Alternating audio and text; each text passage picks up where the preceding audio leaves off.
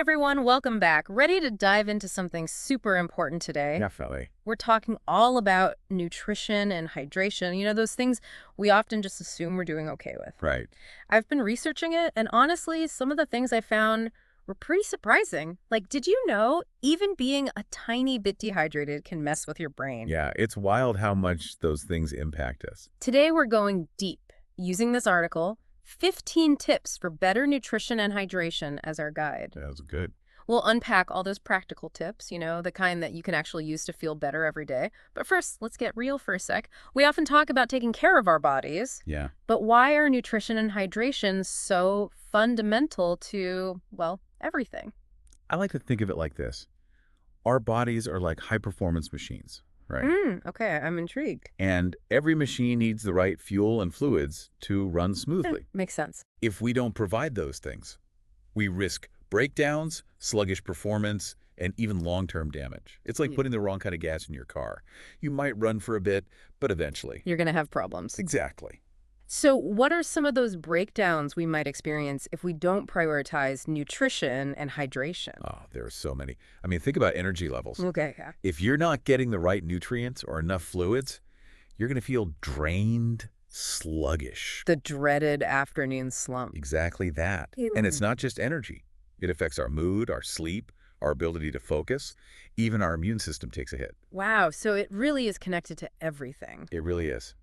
And then long term, we're talking about increased risk of serious stuff like heart disease, type 2 diabetes, even some types of cancer. That's a little scary, but also motivating to pay attention. Totally. Small changes now can make a huge difference down the road. I'm ready to get into the specifics. So let's zoom in on nutrition first. What's the big deal with getting the right nutrients? It's not just about calories, right?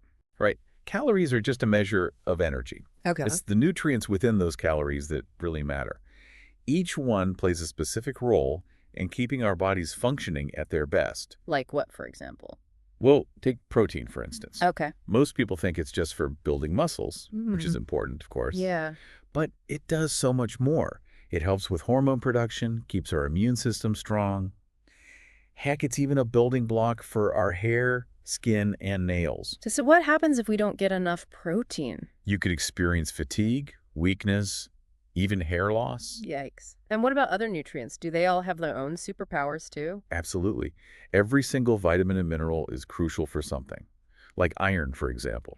Yeah. It's essential for carrying oxygen throughout our bodies. Okay. If you're low on iron, you might feel tired all the time, have trouble concentrating. Brain fog. We talked about that. Exactly. And it goes on and on. Each nutrient has its own specific job to do. So our bodies are like a whole team of tiny workers, each with a special skill. That's a great way to think about it. I love that analogy. Okay, so how do we make sure we're giving our team everything they need to keep us running smoothly? The key is to focus on building a balanced plate. Balance plate, got it. It's not about deprivation or complicated diets. It's about enjoying a variety of foods from all the different food groups. So what does a balanced plate actually look like? Picture it as a vibrant tapestry of colors and flavors. I like where this is going. You want those lean proteins for muscle building and repair. Think fish, chicken, beans, tofu. Then you've got healthy fats from things like avocados, nuts, olive oil. Those keep you feeling full and satisfied. And good for your brain, right? Absolutely. Mm. Don't forget complex carbohydrates. We're talking whole grains like quinoa, brown rice, oats. Those give you that long-lasting energy to power through your day. And of course, we can't forget the superstars. Fruits and vegetables. Yes, the colorful heroes. They're bursting with vitamins, minerals, antioxidants, all the good stuff that helps protect our cells and boost our immune systems. So we've got our proteins, fats, carbs. What's the magic ratio for a perfectly balanced plate? It's not about obsessing over exact percentages. A good rule of thumb is to aim for half your plate filled with fruits and veggies. Half the plate, okay. Then a quarter of your plate for lean protein and a remaining quarter for those healthy carbs. So simple. I can totally visualize that. And remember, it's not just about quantity, it's about quality too. Choosing nutrient-rich foods within each category is key. I think a lot of people struggle with that, especially when life gets busy. It's easy to reach for those quick processed foods when we're short on time. I get it. We live in a fast-paced world. But here's the thing. Those processed foods, they often lack the nutrients our bodies crave. Right. And they're loaded with added sugars, unhealthy fats, artificial ingredients, things our bodies weren't designed to handle. So it's about making those conscious choices whenever possible. Absolutely. It's not about being perfect. It's about progress. Yeah. Even swapping out one processed snack a day for a handful of nuts or some fried fruit can make a difference. I'm all about those small wins. So we've covered nutrition, but there's another essential piece of the puzzle, right? Right. You can't talk about nutrition without talking about hydration. So true. Let's dive into that. Why is water so incredibly important? Water is like the lifeblood of our bodies. Okay. It's involved in pretty much every single bodily function. It helps regulate our temperature, transports nutrients to our cells, flushes out waste products. It's even crucial for healthy digestion. Wow, it really does it all. But how much water do we actually need? I've heard that 8 glasses a day rule, but is that really accurate for everyone? It's a good guideline, but our individual needs can vary depending on our body weight, activity level, the climate we live in. So how can we figure out our personal hydration A goals? simple trick is to drink half your body weight in ounces of water each day. Okay, so if I weigh 150 pounds, You'd aim for about 75 ounces of water per day. easy enough to remember. And if you're sweating a lot, working out, or spending time in a hot environment, you'll need to increase that intake accordingly. Makes sense. Our bodies need more fluids when we're losing more fluids, right? Right. You've got it. Now, you mentioned something earlier that I wanted to circle back to. Electrolytes. What are those exactly, and why are they so important? Electrolytes are essentially minerals that carry an electrical charge when they're dissolved in fluids, like water. Okay. They're essential for a ton of bodily functions. Muscle function, Yeah. nerve signaling, maintaining proper fluid balance. And we lose electrolytes when we sweat. Right. Exactly. That's why replenishing them is so important, especially when we're exercising or spending time in the heat. So how do we make sure we're getting enough electrolytes? Are sports drinks the answer? Not necessarily. While sports drinks can be helpful for intense workouts lasting longer than an hour, they're often loaded with sugar and not necessary for most people. So what are some healthier alternatives? You've got great options. Coconut water is a fantastic natural source of electrolytes, and it's way lower in sugar than most sports drinks. Coconut water, I like that. Or you can find electrolyte powders or tablets to add to your water. Just make sure to choose ones that are low in sugar and artificial ingredients. Great advice. So we've covered the foundations of nutrition and hydration, but how do we actually put all this knowledge into action? What are some practical tips to make healthy choices a part of our everyday lives? Let's dive into that next.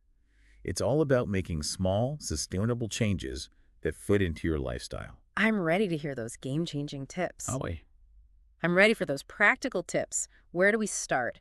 What are the biggest wins when it comes to putting together that balanced plate we were talking about? Well, I always tell people, start with your grocery shopping. Okay. Because if you don't have healthy options in your kitchen, it's a lot harder to make healthy choices, right? That's so true. But grocery stores can be overwhelming. Oh, yeah.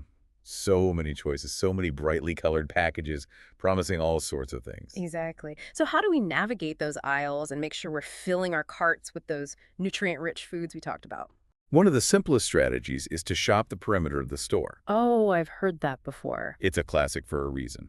That's usually where you'll find the fresh produce, lean meats, dairy, Yeah. all those whole unprocessed foods we're aiming for. And avoid those tempting center aisles with all the processed stuff. Exactly.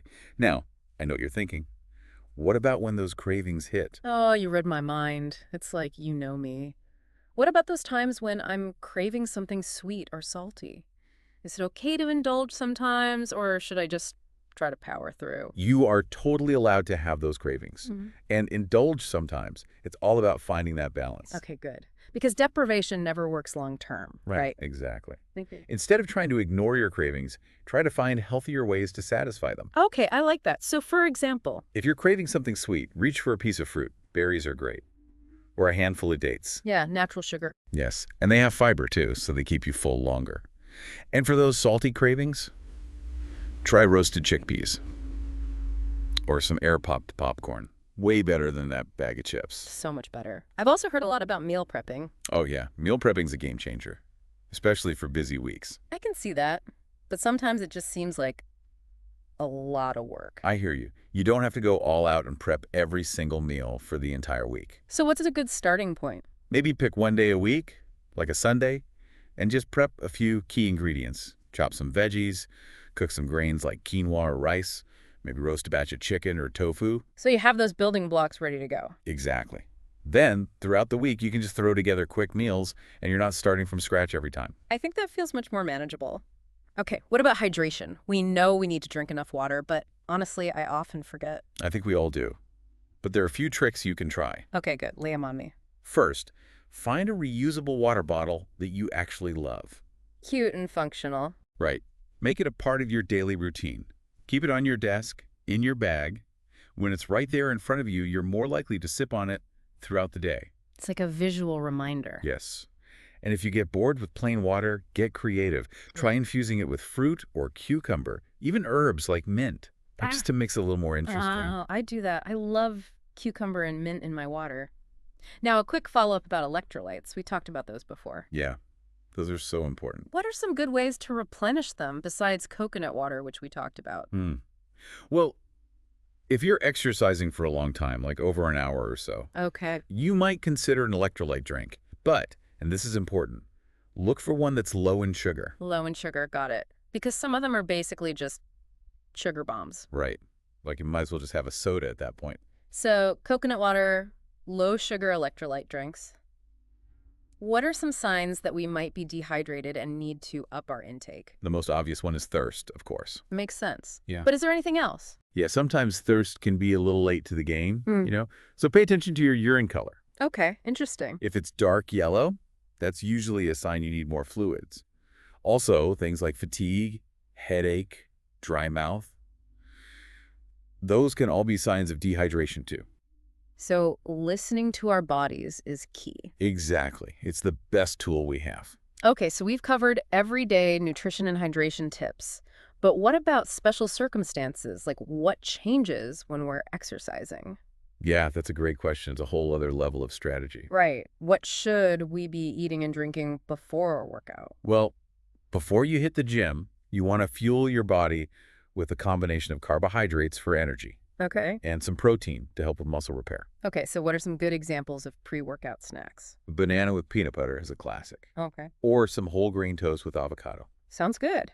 Now, what about during a workout? Should we be sipping on water throughout or wait till the end? Definitely keep sipping throughout, especially if it's a tough workout or you're sweating a lot. Aim for about every 15 to 20 minutes. If you're working out for a long time, like over an hour, Right. then that's when those low-sugar electrolyte drinks can come in handy. Okay, so that's when they really shine. Got it. And then, after a workout, what's the best way to refuel? You want to replenish those energy stores and help your muscles recover. Exactly. I'm always so hungry after a good workout. It's important to eat within about an hour or so of finishing your workout. And again, aim for that combo of protein and carbs.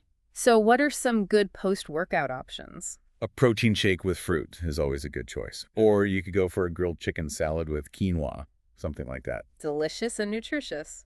Exactly. Okay, switching gears a bit. What about travel? It can be tough to stay on track with healthy eating when you're on the go. Travel can definitely throw a wrench in things, Mhm. but with a little planning, you could totally stay on top of it.